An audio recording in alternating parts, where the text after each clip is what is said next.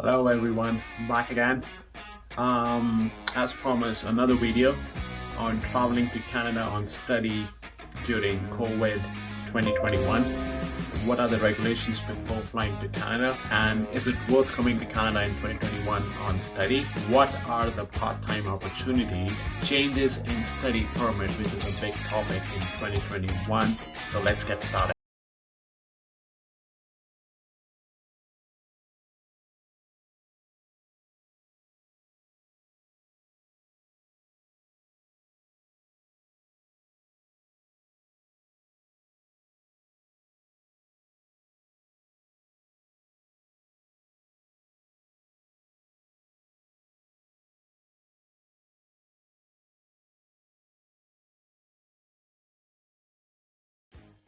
Now, number one thing, regulation before flying to Canada. Canadian government has come up with so many regulations and changes in pattern of flying and what are the requirements when you land in Canada or even before you board a flight. Now, to be able to enter Canada as a student, you must meet two very important requirements. First thing is you must have a valid study permit, and the second important thing is that whichever college or institute you are coming to study, that college has to be a DLI institute. What does that mean? That your college and institute should be a part of designated learning institute list of Canada. If your college or institute is not part of DLI, you will be refused to enter Canada or a visa. Now, what you must bring to Canada when you're entering as a student? Three things. First one is your valid study permit. Second one, a valid letter of acceptance from your DLI institute. Third one, proof of funds that you will take care of yourself. You will take care of all the expenses which will be levied on you during your stay in Canada.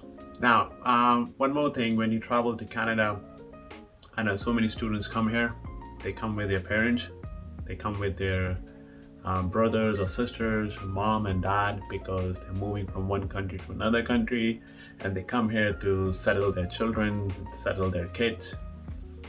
Now, this has changed in 2021. Now, if your family member is traveling with you to help you settle down in Canada, it's restricted. This is only possible if you are a minor child. You need a family member to travel with you, which will be accepted by the Canadian government. And the second thing is, if you are in a minor child, then the only way that you can get your guardian or your family member to come along with you is only in the case that you need medical attention. These are the only two ways that you can get your family member enter Canada with you to settle down. And one is minor child, and second is medical condition. You have to come alone. How to apply for the study permit during COVID-19 2021 year. Canadian government has changed the regulations. They have changed the process. Before it was 3 months to 6 months to process your application. Now there is no such time limit. They can't provide you the exact time duration. And is it worth coming to Canada in 2021 on study? This country is built by immigrants. Well, it's a global issue right now that the opportunities are not so much, but Canadian government has gone way above and beyond to assist international students, especially to settle down. They have increased the time duration for postgraduate work permit from 1 year to 18 months more.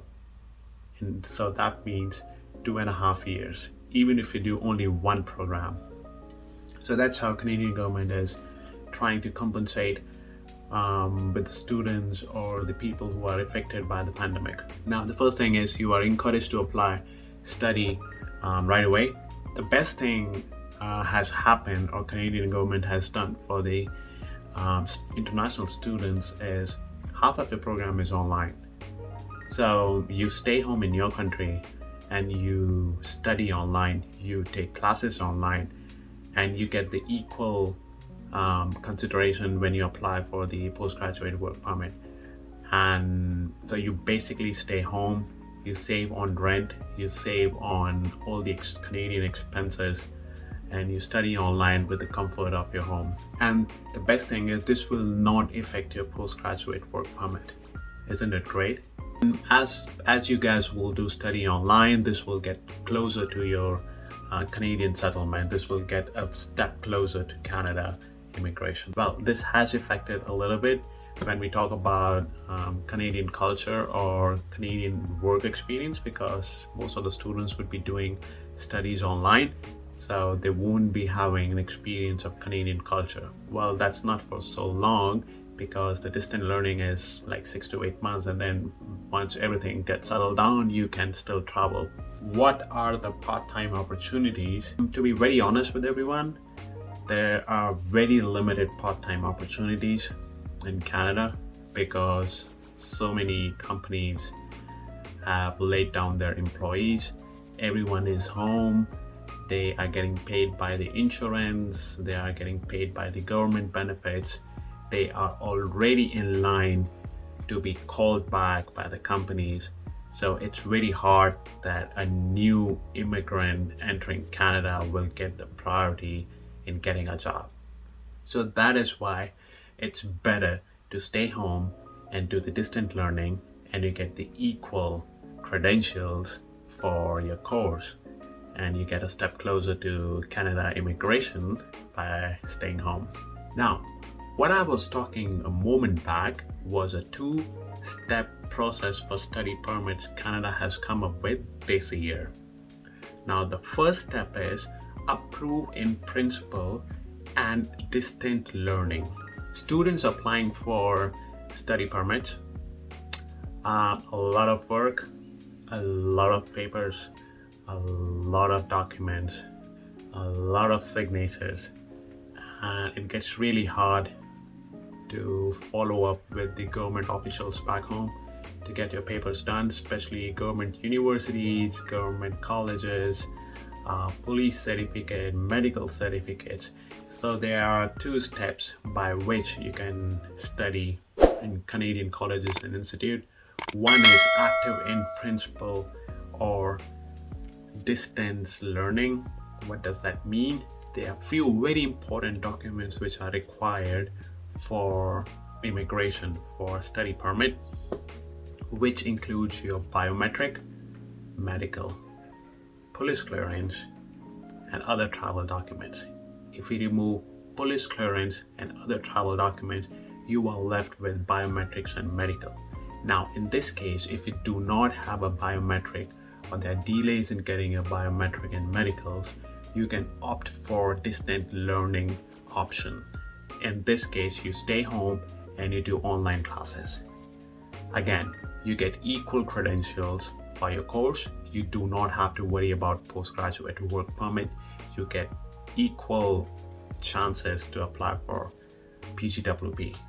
You are still eligible for 2 to 3 years of PGWP depending upon the length of your program. Now again, that doesn't mean that you do not require to give your basic documents. You will still need to provide documents for your study permit, which includes your letter of acceptance, which is admission letter, proof of funds, proof of eligibility for study permit, and so on. I will put the link below so you guys can have a look in detail.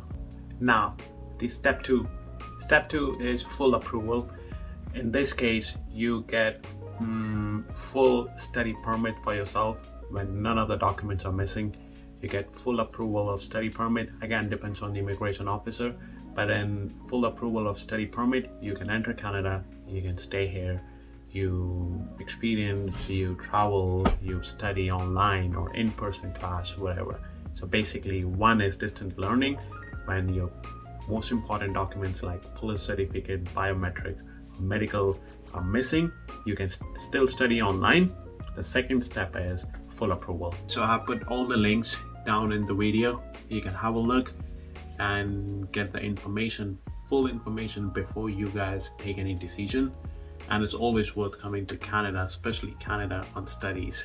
Okay, So my next video will be about scholarship in Canada on study and how can you apply for it while you apply for your study permit. Have a good one, guys.